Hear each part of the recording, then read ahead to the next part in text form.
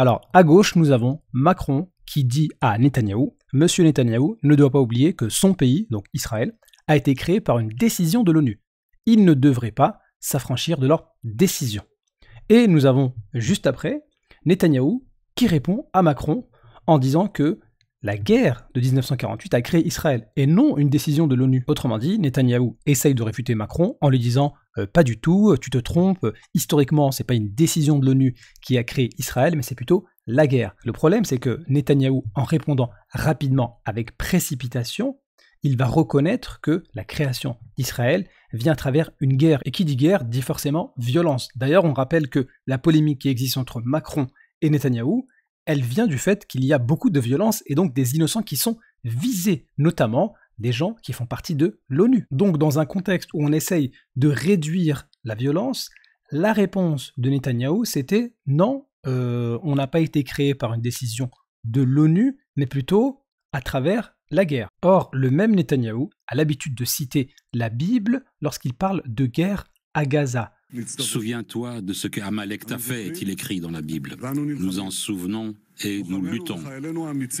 Nos soldats sont vraiment courageux. Ils sont à Gaza, autour de Gaza, et sur tous les fronts autour d'Israël. Or, selon la Bible, la Torah revendiquée par Netanyahou lui-même, eh bien Israël a été créé comment ? À travers une guerre.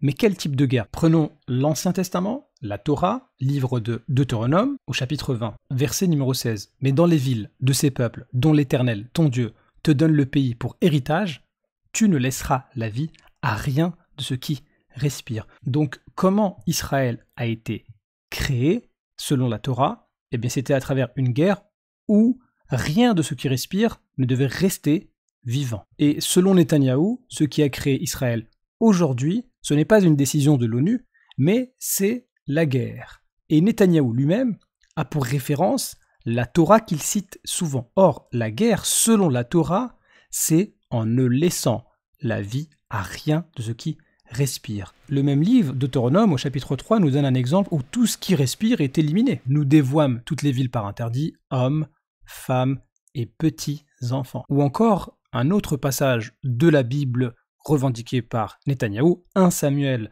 chapitre 15, « Je me souviens de ce qu'Amalek fit à Israël. » Souviens-toi de ce que Amalek t'a fait, est-il écrit dans la Bible. Frappe Amalek et dévoué par interdit tout ce qui lui appartient, hommes, femmes, enfants, nourrissons et animaux. Donc dans un contexte où on essaye de faire cesser la violence, Netanyahou arrive à nous parler de guerre, lui qui a pour habitude de citer la Torah, dans laquelle les guerres pour obtenir Israël étaient faites avec une violence incomparable. Netanyahou aurait-il reconnu, malgré lui, que les guerres faites par Israël comportent des violences qui se rapprochent de ce qu'on trouve dans sa propre Torah qu'il revendique lui-même? Souviens-toi de ce que Amalek t'a fait, est-il écrit dans la Bible. Écrit dans la Bible, dans la Bible.